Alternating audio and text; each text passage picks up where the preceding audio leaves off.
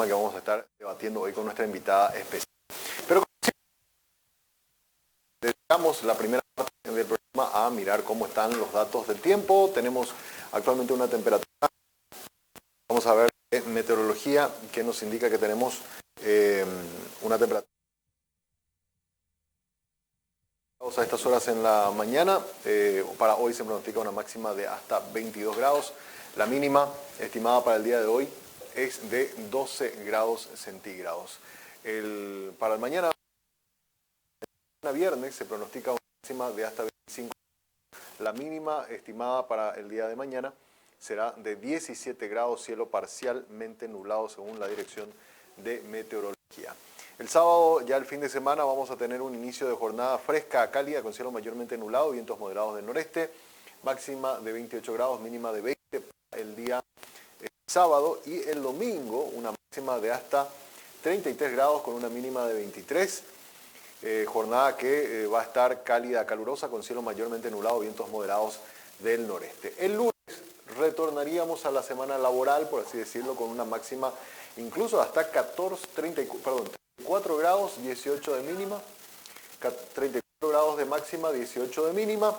Jornada que se presenta calurosa a cálida con cielo mayormente nublado, vientos moderados del noreste y lluvias dispersas con ocasionales tormentas eléctricas, dice la Dirección de Meteorología para el próximo lunes. Así que buen tiempo vamos a tener a partir de hoy, y todo el fin de semana, ¿verdad? Y las lluvias retornarían recién a partir del lunes según la Dirección de Meteorología.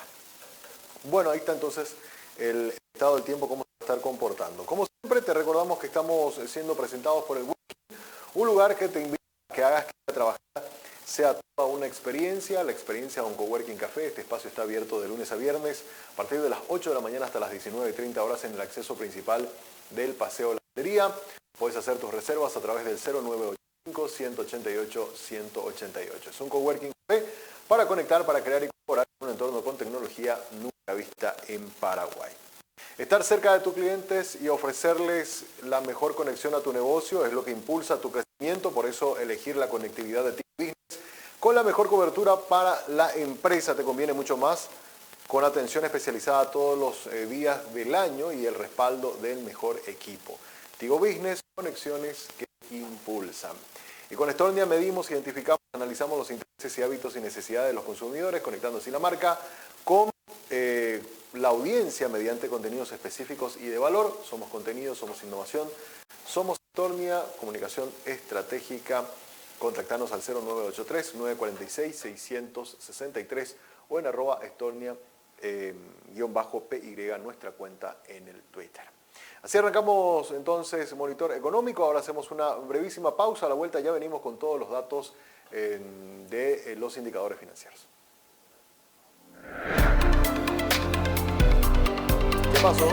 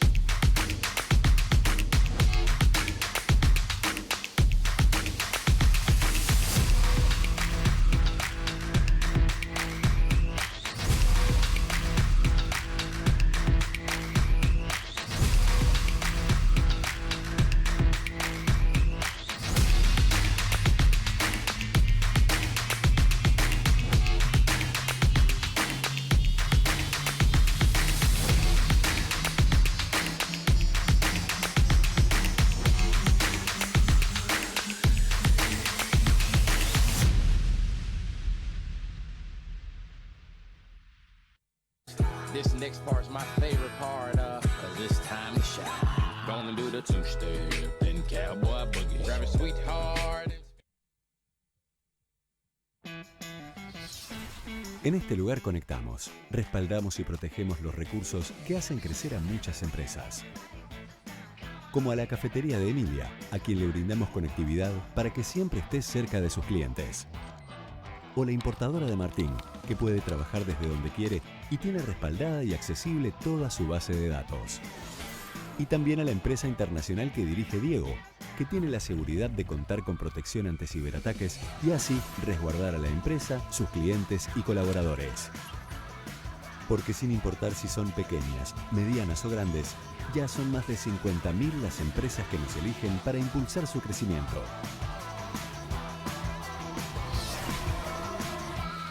Tigo Business. Conexiones que impulsan.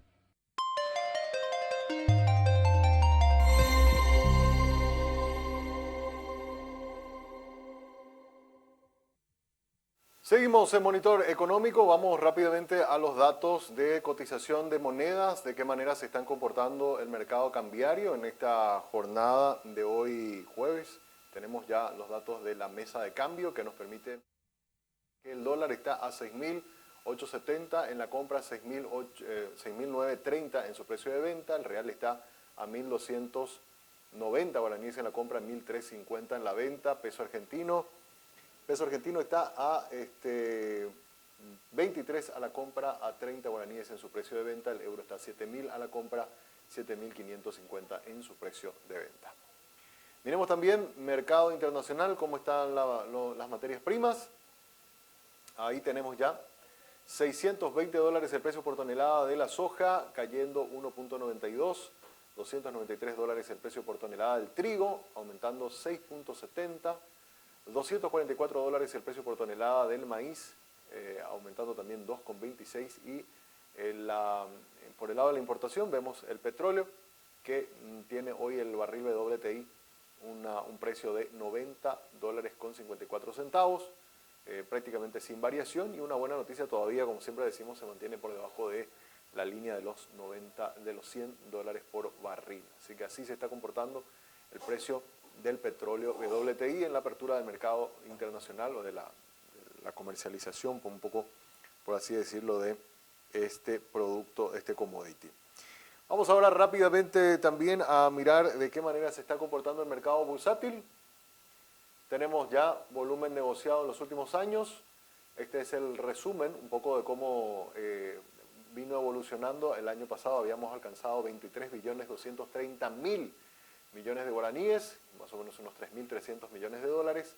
Este año estamos más o menos ya en 1.400 millones de dólares. Tenemos acumulado 10.213.000 millones de guaraníes, lo que indica que tenemos de esta manera un nivel que todavía es casi un 10%, 9.5% menos que el de enero a julio del año pasado, pero con algunas señales de recuperación en los últimos meses.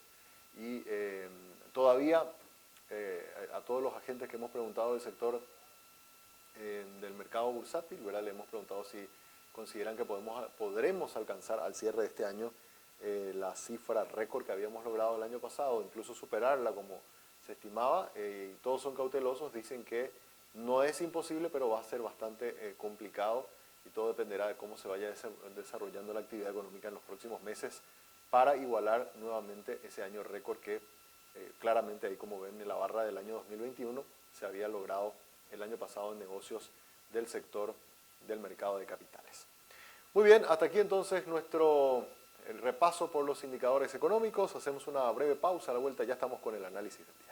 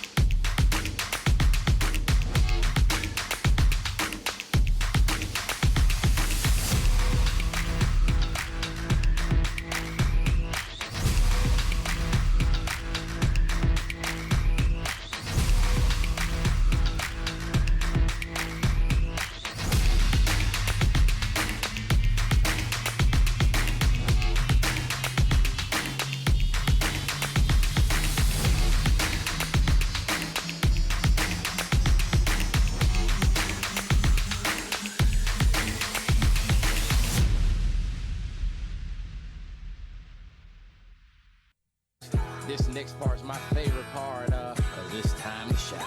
Gonna do the two-step, then cowboy boogie. Grab a sweetheart. En este lugar conectamos, respaldamos y protegemos los recursos que hacen crecer a muchas empresas. Como a la cafetería de Emilia, a quien le brindamos conectividad para que siempre esté cerca de sus clientes. O la importadora de Martín, que puede trabajar desde donde quiere y tiene respaldada y accesible toda su base de datos. Y también a la empresa internacional que dirige Diego, que tiene la seguridad de contar con protección ante ciberataques y así resguardar a la empresa, sus clientes y colaboradores. Porque sin importar si son pequeñas, medianas o grandes, ya son más de 50.000 las empresas que nos eligen para impulsar su crecimiento.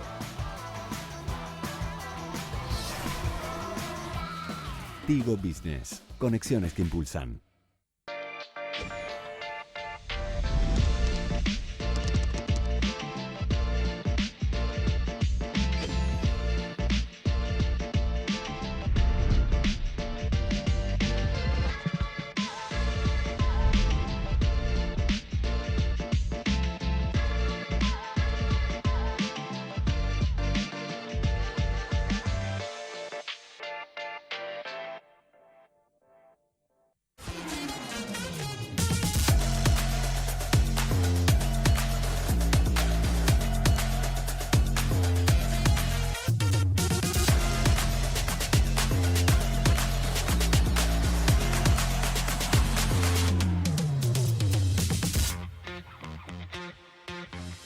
Let's get moving.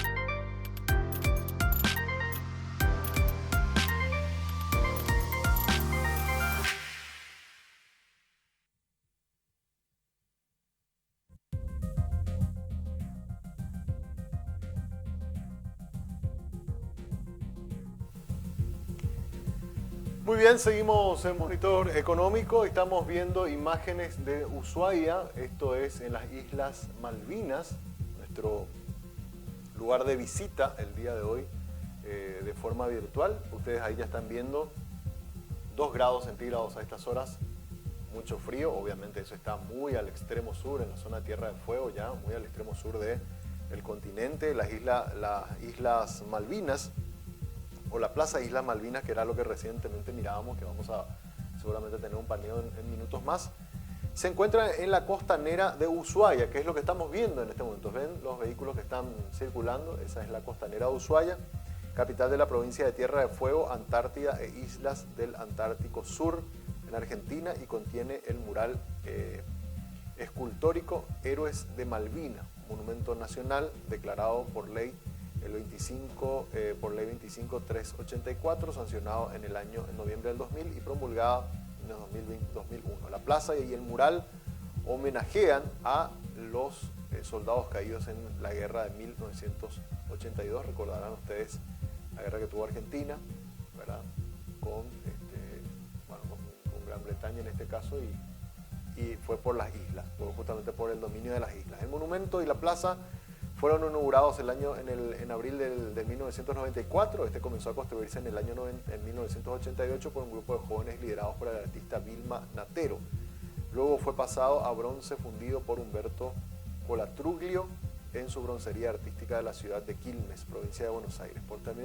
Posteriormente fue trasladado nuevamente a la ciudad de Ushuaia para ser colocado en la plaza. Por iniciativa parlamentaria del senador nacional Gerardo Luis Palacio, fue declarado Monumento Nacional en el año 2001.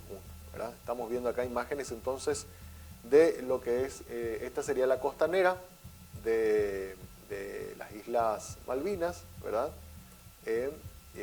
Y por supuesto están con una temperatura, como te decía, 2 grados centígrados a estas horas. Ellos tienen una hora más, ya son las 11 con 24 minutos a estas horas en las Islas Malvinas.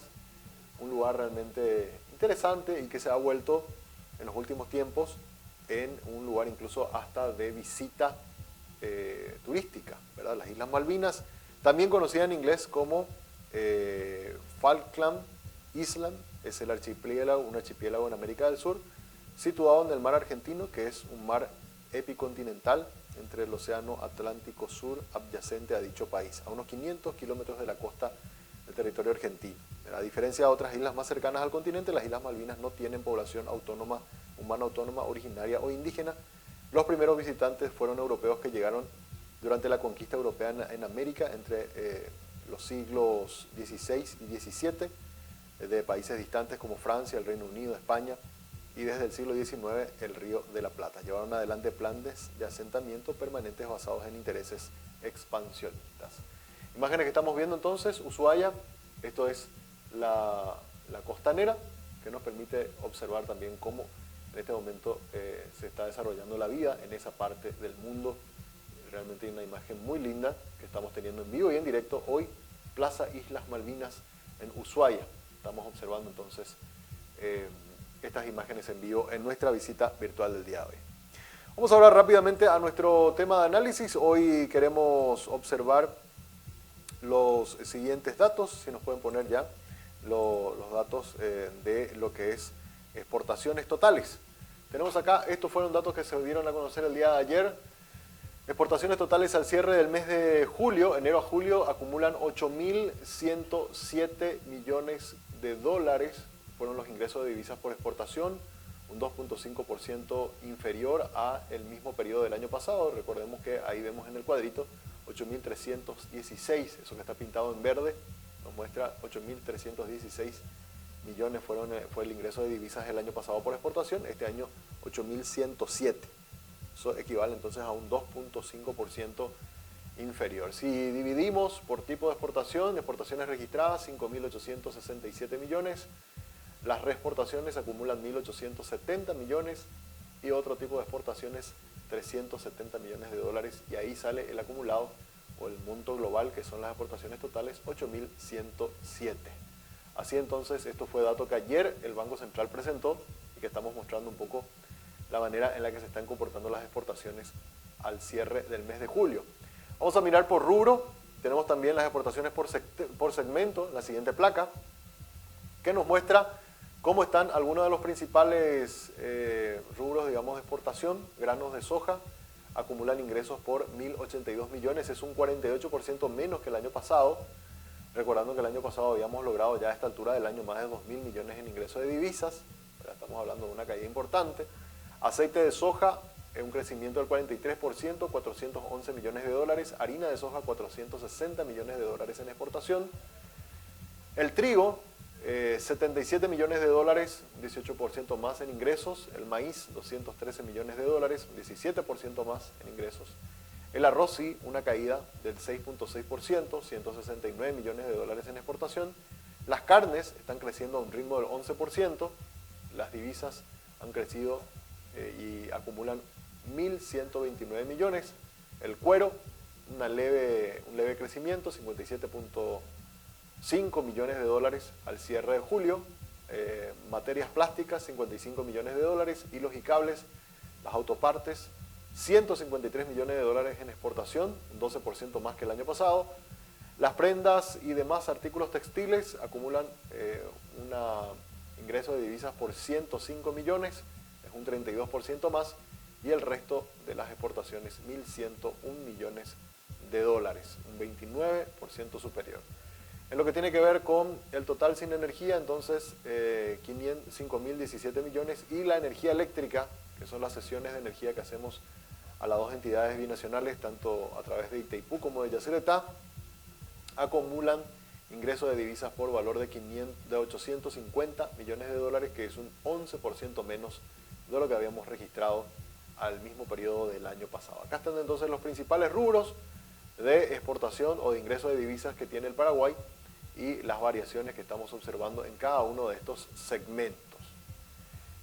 Acá estamos viendo también en al lado, digamos, derecho de la pantalla, dice comportamiento por principales rubros. Hubo caída entonces en granos de soja, arroz y electricidad, y crecimiento de ingresos de divisas en segmentos como aceite de soja, harina de soja, el trigo, el maíz, carnes, cuero, materias plásticas, hilos y cables textiles y el resto de las exportaciones. Muy bien, hasta ahí entonces los datos que estábamos compartiendo con ustedes del informe de comercio exterior publicado el día de ayer por el Banco Central del Paraguay. Vamos ahora rápidamente a hacer una breve pausa. A la vuelta ya estamos con la entrevista del día.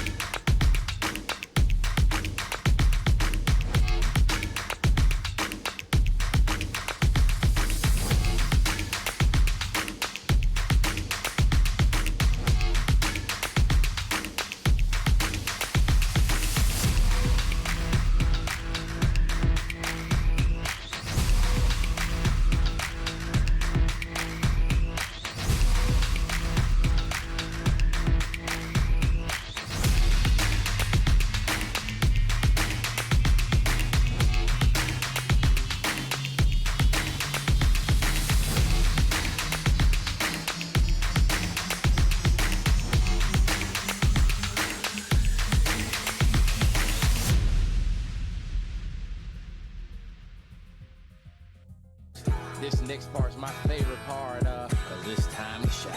Gonna do the two-step and cowboy boogie. Grab a sweetheart. En este lugar conectamos, respaldamos y protegemos los recursos que hacen crecer a muchas empresas. Como a la cafetería de Emilia, a quien le brindamos conectividad para que siempre esté cerca de sus clientes. O la importadora de Martín, que puede trabajar desde donde quiere y tiene respaldada y accesible toda su base de datos. Y también a la empresa internacional que dirige Diego, que tiene la seguridad de contar con protección ante ciberataques y así resguardar a la empresa, sus clientes y colaboradores. Porque sin importar si son pequeñas, medianas o grandes, ya son más de 50.000 las empresas que nos eligen para impulsar su crecimiento.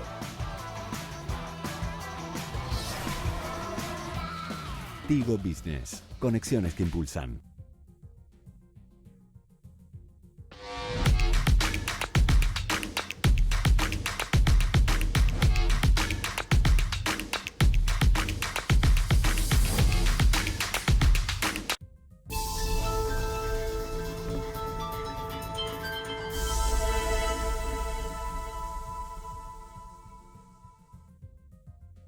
Muy bien, seguimos en Monitor Económico. Vamos ahora a nuestra entrevista del día. Hoy queremos hablar sobre esta decisión que tomó el gobierno de ponerle fin al régimen transitorio de aportación al IPS. Una decisión que causó reacciones en el sector privado, ¿verdad? Específicamente algunos rubros que consideran que la situación económica todavía no nos indica que hay que ir subiendo o quitando alguna de las ayudas, por así decirlo, para las empresas en lo que tiene que ver con sus aportes, tanto del ámbito tributario como en este caso de los aportes que se hacen al Instituto de Previsión Social.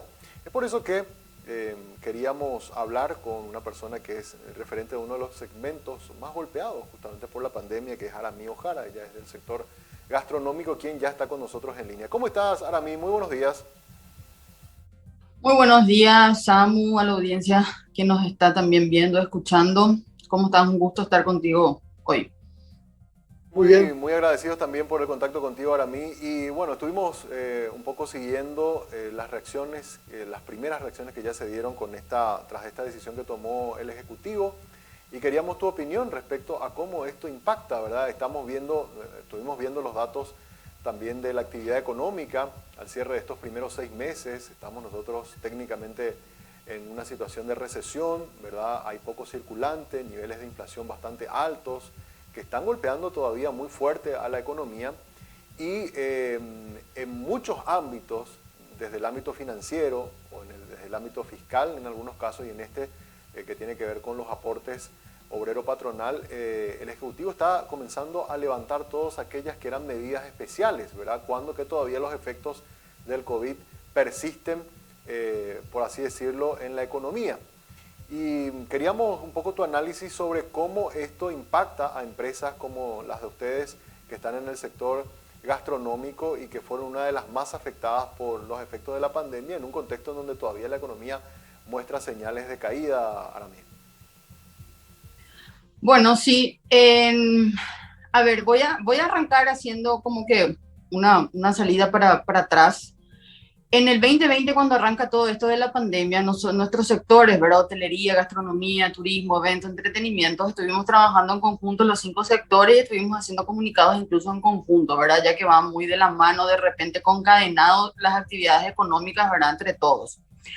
Nosotros también, y avalado incluso por la Organización Mundial de Turismo, etcétera, y otros análisis que se fueron dando al inicio de la pandemia, hablaban que nuestros sectores iban a tener recuperaciones, entre comillas, a partir del tercer año post pandemia recién, ¿verdad? Arrancando entonces de eso, los primeros planteamientos que nosotros hicimos, ¿verdad? Como gremios al Ejecutivo, no recuerdo exactamente cuáles eran los puntos, pero creo que habían 7 puntos aproximadamente, ¿verdad? Entonces hicimos un primer comunicado allá por marzo, abril, si no me equivoco, ¿verdad? Entre los 5 sectores de todas las medidas económicas y sociales que nosotros considerábamos que tenían que formar parte de una suerte de paquete, ¿verdad? De ayuda económica y ayuda social para nuestros sectores, ¿verdad?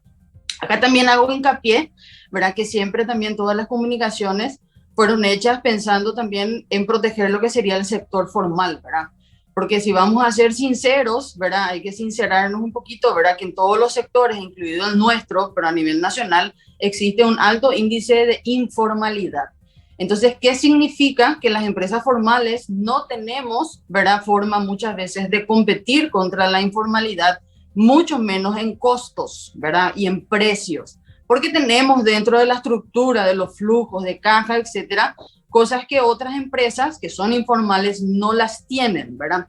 Y ahí es donde entra la importancia también, y por ley que estamos obligados, aunque muchos de repente obreros vienen y te dicen, señora, yo no quiero aportar a IPS, yo no quiero que me saques, yo no uso, a mí no me sirve, yo no quiero que me descuentes eso, ¿verdad? Pero nosotros también, al trabajar como corresponde, no podemos obviamente agarrar y decidir sí o no, ¿verdad? Directamente es sí y punto, ¿verdad? O sea, se les mete, se les descuenta y por el salario real también se supone, ¿verdad? Y a partir de ahí es el 9% de aporte obrero patronal, ¿verdad? El 9% es de aporte obrero, mejor dicho, ¿verdad? Y el 16,5% de aporte patronal, ¿verdad? Sobre el salario declarado en las planillas de IPS.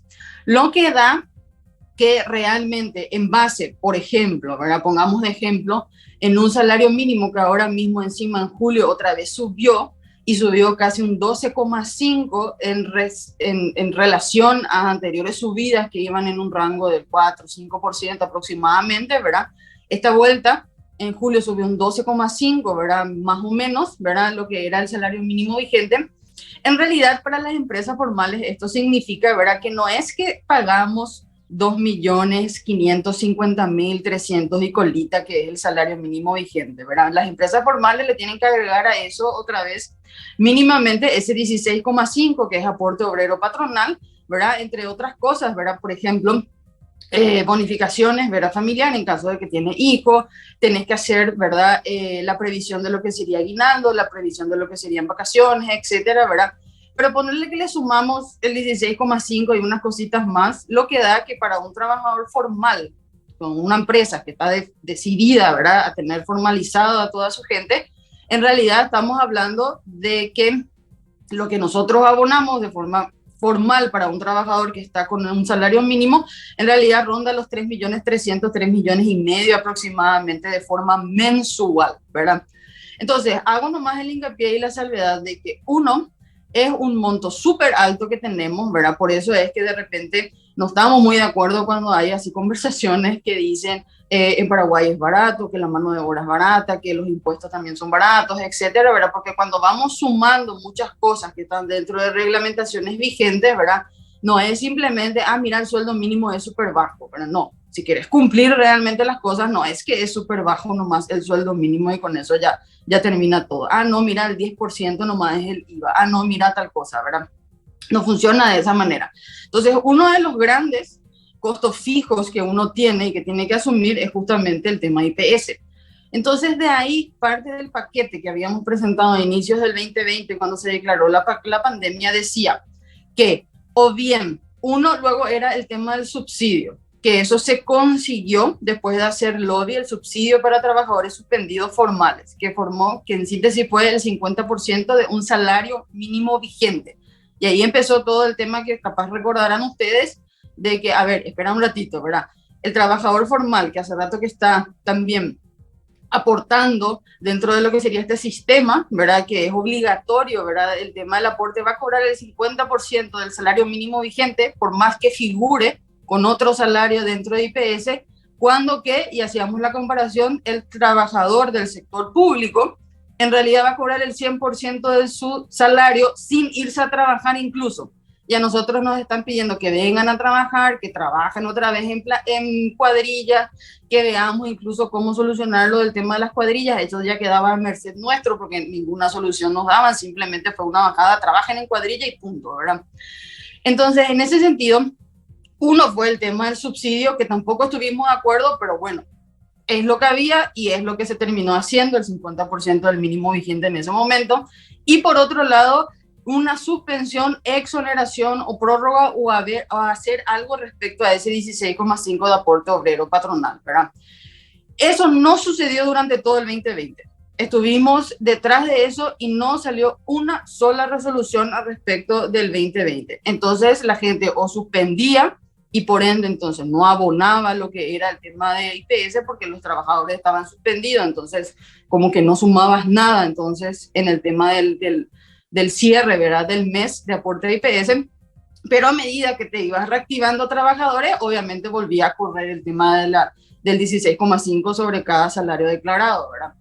Entonces, no sucedió absolutamente nada en el 2020, ni una sola ayuda, salvo el subsidio durante el 2020. A finales del 2020, inicio del 2021, inicia lo que fue el régimen transitorio de aportes, que en síntesis, ¿qué era? Que del 16,5 la patronal iba a incluirse en una suerte de nueva patronal, que hubo otro problema al respecto, ¿verdad? Nos íbamos a dar de baja del régimen general, íbamos a entrar en otra patronal del régimen transitorio, y del 16,5 íbamos a pagar el 2,5 y ese 14 restante lo iban a tirar a futuro, no es exoneración, en ningún momento fue exoneración, sino que lo iban a tirar a futuro, acumulándolo, para que después eso sea pagado hasta en 60 cuotas sin intereses a partir de julio de ese año 2022. Se suponía que mínimamente lo que habíamos pedido es que durante toda la declaración de emergencia, toda la declaración de pandemia, tenía que entrar el régimen transitorio. Repito, eso no sucedió en el 2020 y empezó a partir del 2021, pero abril del 2021 otra vez. O sea que ni siquiera fueron 12 meses otra vez de régimen de aporte transitorio. Fueron en el mejor de los casos 9 meses de régimen de aporte obrero transitorio. Eso se terminó en diciembre del 2021 y empezamos justamente de nuevo el lobby. Antes de que se termine empezamos el lobby y tuvimos una ley aprobada en Senado con una media sanción que en diputados se terminó también, obviamente, también teniendo aprobación y pasó al Ejecutivo. Y eso fue lo que vetó el presidente ayer, en la totalidad. Seguir con un régimen transitorio, no exoneración de pago, un régimen transitorio del 2,5, por lo menos durante lo que restaba del 2022, cosa que no sucedió y cosa que no tenemos. O sea, nosotros estamos hoy pagando también, hablando netamente de IPS, como si fuera que todos competimos en igualdad de condiciones, todas las empresas somos formales, como si fuera que todos entonces estamos en un buen momento económico no hubo pandemia antes, no existe una recesión, no hubo aumento de salario, etcétera, etcétera, etcétera. Entonces, a partir de ahí, obviamente, hay, ¿verdad?, un enojo también, porque hasta el día de hoy, siendo que ya habíamos hablado varias veces al respecto, no tenemos como que un plan en el que el gobierno diga, no sé si están más ocupados en campaña política que en legislar y realmente hacer lo que corresponde, pero hasta ahora tampoco no tenemos como que una información o ver, ok, fantástico, está, no nos dan IPS, bueno, entonces queremos empezar a competir en igualdad de condiciones, todo qué vamos a hacer respecto con nuestros sectores. Y nosotros nos ponemos a disposición una suerte, yembo, alianza público-privada, llamarle, ¿verdad? Pero ¿qué vamos a hacer al respecto? ¿Cómo vamos a empezar a formalizar gente? Porque el de IPS también era para formalizar gente, porque el 2,5 no es 16,5, entonces también era para formalizar por lo menos parte de tu planilla. Pero ahora ni eso tenemos, entonces, de nuevo, ¿qué vamos a hacer? Y no hay una sola respuesta, en ese sentido, ¿verdad?, de parte del gobierno nacional para decirnos, por ejemplo, a nosotros, ok, vamos a empezar a hacer esto a mediano plazo, esto a largo plazo, esto, etcétera. Eso, por ejemplo, hoy no existe, simplemente se vetó y punto. Y ahí te hago una consulta. La justificación que hace el gobierno de por qué decidieron ellos vetar, ¿qué dijeron desde el Ejecutivo? Nada, simplemente se vetó y ninguna justificación de por medio. Teníamos reuniones pendientes, incluso no solamente sobre este tema, sino que sobre otros temas también. Llámale una ampliación de FOGAPI, el tema IPS, el tema también de servicios básicos y todo, que hace 15 días aproximadamente deberíamos haber tenido una reunión y hasta el día de hoy tampoco no tenemos como que comunicación o seguimiento de qué vamos a hacer al respecto. Y también hace más tiempo que les venimos diciendo, miren que tipo, nosotros podemos ser de ayuda, en el sentido de que si ustedes no saben por dónde empezar y por dónde arrancar, nosotros podemos ser de ayuda también, pero tipo, úsenos en el buen sentido de la palabra, pero tampoco, ¿verdad? Evidentemente, uno ya no sabe a estas alturas qué pensar, simplemente ahora parece como que agarreen ustedes y punto, ¿verdad? Si sobreviven, fantástico, y si no, no. Y ahí yo veo A ver, pues hace rato hiciste la comparación del tratamiento que hubo con el funcionario público y el tratamiento que hubo con los empleados del sector privado. Y yo hago hace poco hablábamos de un tema similar y nos expresaban desde el sector privado también mucha preocupación porque todas esas medidas de flexibilización para el crédito, muchas de ellas se liberaron y las tasas de refinanciación están muy altas, lo cual está obligando a tener un esfuerzo mucho mayor a las empresas. Y las empresas nos decían, nosotros estamos con mucho temor porque están viniendo pedidos de reclasificación de nuestra situación de deuda con el Banco Central, lo cual si nos ponen a nosotros de categoría 1 a 2, no vamos más a tener crédito y va a ser bastante complicada, más complicada nuestra situación financiera. Eso ya nosotros alertamos al Banco Central, ¿verdad? Y este es un segundo golpe, me parece a mí, lo que estás comentando, en donde el que sale más perjudicado de alguna manera es el sector que está formal, mientras que este mismo año el INE nos cuenta que tenemos una tasa de informalidad del 65%.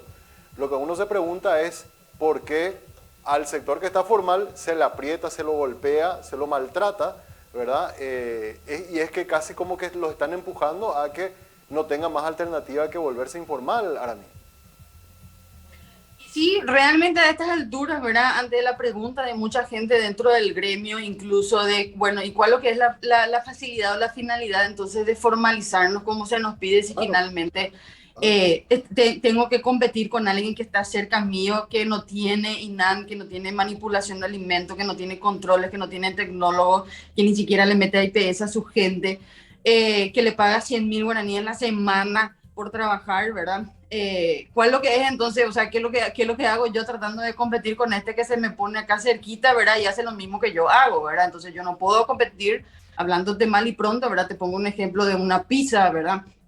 De, por ejemplo, que se vende, no sé, a 15,000 guaraníes en una empresa formal, que se jacte de ser formal y que tenga todo en regla, ni siquiera te está cubriendo costo todavía, un 15,000 guaraníes, ¿verdad? Llamándole mal y pronto, ¿verdad? Para que se entienda, no sé, una pizza de mozzarella, ¿verdad? En pocas palabras.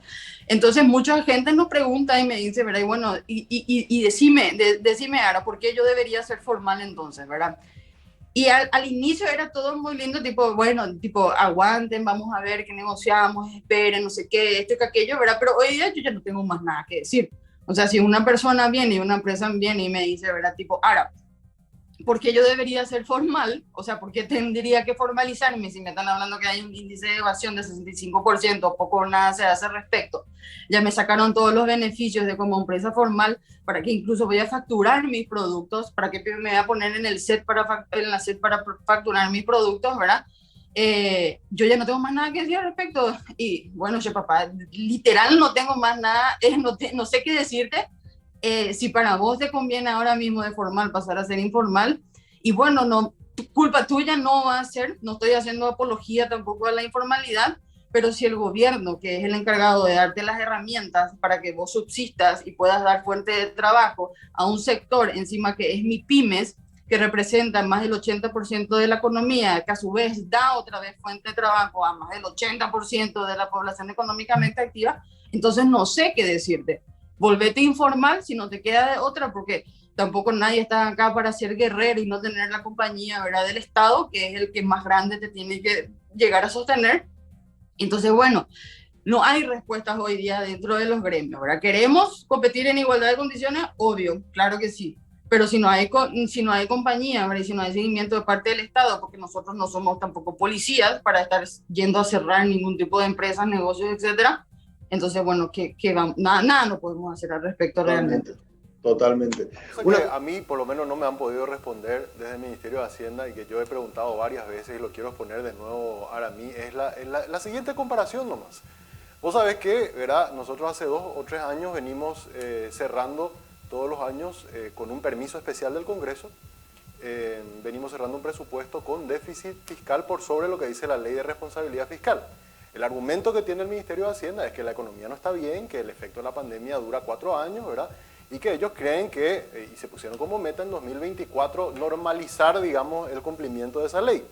Yo me pregunto si a modo fiscal y el propio Hacienda reconoce que la situación económica para mantener las finanzas del Estado duran o tienen un plazo de 4 años para recuperarse y devolver toda la normalidad, las empresas privadas no están en otro Paraguay, están en ese mismo Paraguay que le está costando a Hacienda volver a la regla fiscal. Entonces, ¿por qué, si se tiene una concesión especial con Hacienda para que cumpla su regla fiscal y se hace todo un paquete especial de tratamiento a ello para mantener la salud macroeconómica, por qué no tenemos el mismo criterio en la salud de la microeconomía de empresas como MIPYME y tenemos esa flexibilización que estire a 2023 o 2024 al mismo nivel de Hacienda, ¿verdad? Cada vez que planteo este tema, nadie me puede responder, por lo menos desde el gobierno, por qué no se tiene el mismo criterio ahora mismo. Sí, mira, que estaban hablando, me estaba riendo, ¿verdad? Porque esas son las incoherencias, obviamente, que existen a nivel también de este gobierno, y no solamente de muchos anteriores, ¿verdad? Este tema de enfocarse, o sea, yo entiendo la estabilidad macroeconómica, lo que impacta en las finanzas afuera, la estabilidad que te da como país, etcétera, ¿verdad? Pero hay una realidad que uno no puede negar, y esa es la parte que no se entiende dentro de todo este espectro de quiénes componen la economía en este país, ¿verdad? Y una realidad innegable es que las componen en su gran mayoría pymes. Otra realidad innegable es que las pymes son las que dan las mayores fuentes de trabajo. Entonces, no se entiende por qué hay ciertos criterios, así como vos decís, en una estabilidad o para la macroeconomía nomás, con el discurso de que no, si la macroeconomía está estable, eso se derrama al sector microeconómico, y sí, y no sé, ¿verdad? También al mismo tiempo. Pero adicionalmente no hay criterios, ¿verdad?, tipo para salvar lo que es también la economía pyme, ¿verdad? Adicional a que seguimos siendo un país que, en síntesis, la matriz económica pareciera ser que no está cambiando y que quién sabe cuándo va a cambiar, ¿verdad? ¿En qué sentido también me refiero a eso? Que seguimos siendo un país que depende de exportaciones de materia prima, que ni siquiera nosotros ponemos el precio, ¿verdad? Que se ponen precios en otro lado, ¿verdad? Y cuando todo es un quilombo, entonces obviamente que nos afecta, ¿verdad? Porque no somos capaces ni ponerle precio a nosotros a lo que estamos vendiendo, ¿verdad? Entonces esa economía evidentemente ya es una economía arcaica, es una forma de economía antigua, ¿verdad? Porque si tenemos mucho para ofrecer nosotros como país, que de por sí lo tenemos, ¿verdad? Tanto en materia gris y como en nuevas cosas así de innovaciones, etcétera, y know-how, entonces, ¿por qué seguimos dependiendo, haciendo una economía que dependa tanto también solamente de la estabilidad macroeconómica, que finalmente termina beneficiando a unos cuantos te pinta un país súper bonito, pero vos venís de afuera y vos ves pobreza, vos ves ciudades en mal estado, vos ves economía informal, vos ves incluso también, ¿por qué no? ¿Verdad? Ves en el sector gastronómico de repente tomás recaudos para irte a cenar o comer en un lugar lindo y que no necesariamente termine haciendo una buena manipulación de alimentos hasta el punto que te puedes llegar a enfermar y todo, ¿verdad? Totalmente. Entonces, en ese sentido, ¿verdad? Todavía no se entiende esta incoherencia, ¿verdad? Que no solamente este gobierno la tuvo, sino varios anteriores también, de endeudarnos incluso para sostener la economía macroeconómica y no tener ningún plan de contingencia o un plan mejor armado para lo que serían las pymes y toda esta masa que mueve las pymes en tema de empleo, ¿verdad? Entonces, bueno, a raíz de eso, y lastimosamente, evidentemente hay que seguir garreando y hay que seguir hablando así de estas cosas como la que nosotros estamos haciendo hoy y seguir teniendo estos tipos de espacios, ¿verdad? Porque también hay un lenguaje que evidentemente el gobierno o muchos gobiernos solamente entienden en un momento de presión, ¿verdad? Hay lenguajes y evidentemente también, no solamente este gobierno, sino muchos gobiernos, al no existir luego políticas públicas en muchas aristas, ¿verdad?, que tiene este país, ¿verdad?, de cómo manejarse, ¿verdad? Lo único que tenemos es un mecanismo de reacción, ¿verdad? Tipo, se incendia y ahí recién uno le mete conocimiento y le mete tiempo, etcétera, al problema, ¿verdad? Y lo parcha, porque muchas veces ni siquiera es que lo soluciona, sino que lo parcha nomás, hasta que después en un año explote de nuevo aproximadamente, ¿verdad? Entonces, ¿cómo pretendes luego tener un país serio si esa es tu forma de trabajo, ¿verdad? Por cada explosión vos haces un parche y no te dedicas a hacer ninguna suerte de política pública, o bien si la haces, se queda en un librito, en una agenda, ¿verdad? Que después nadie más lee y nadie más aplica porque viene otro y quiere hacer a su manera y tenés un monstruo ahí que no entendés lo que sucede ahí con ese monstruo, ¿verdad? Y así, lastimosamente, ¿verdad? Ese es el país que nos toca hoy, que espero, ¿verdad? Más vale que cambiemos, ¿verdad? Tengo dos últimas consultas. Muy breves nada más ya, Aramí. Una, ¿pudieron hablar sobre esta situación para ver si hay alguna vía alternativa con la gente de IPS, con el presidente del IPS?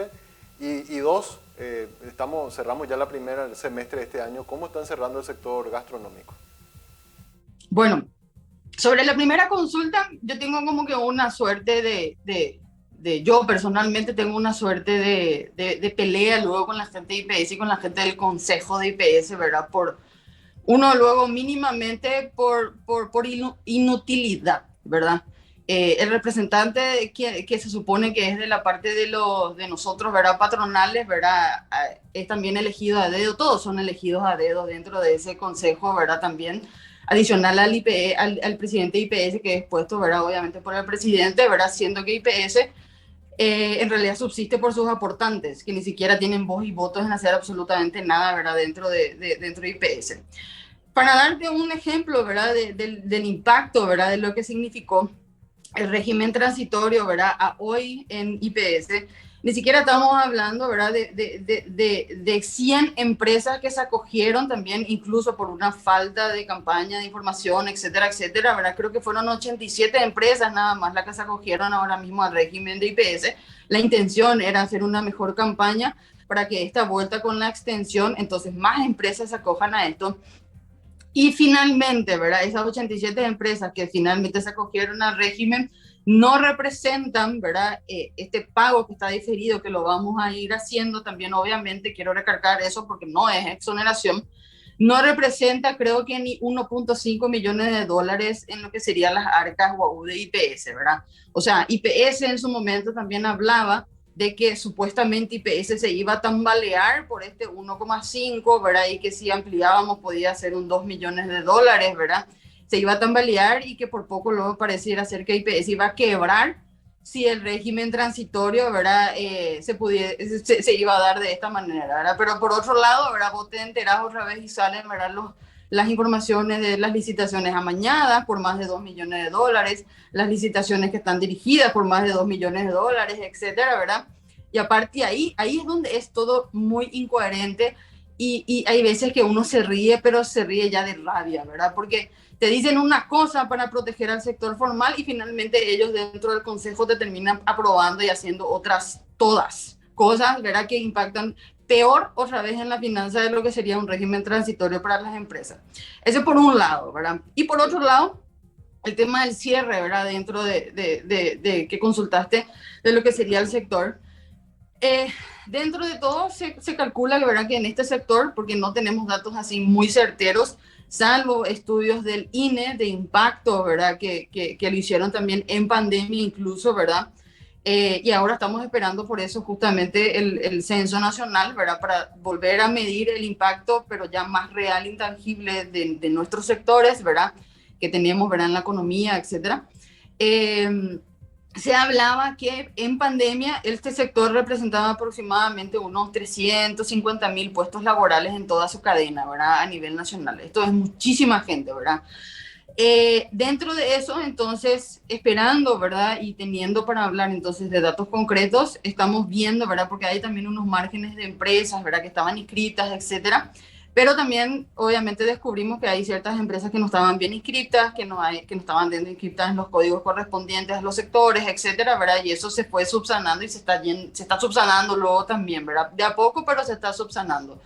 Entonces, en comparación con ese número, ¿verdad? Que lanzó INE, ¿verdad? En algo que hicieron ellos, ¿verdad? Rápidamente, ¿verdad? En pandemia, estamos esperando ahora el censo para hacer ahí realmente en comparativo, ¿verdad? De qué es lo que decía INE que había en el 2020 de nuestros sectores y qué es lo que realmente hay hoy después de ese censo, ¿verdad? Entonces ahí es que vamos a tener más información otra vez al respecto.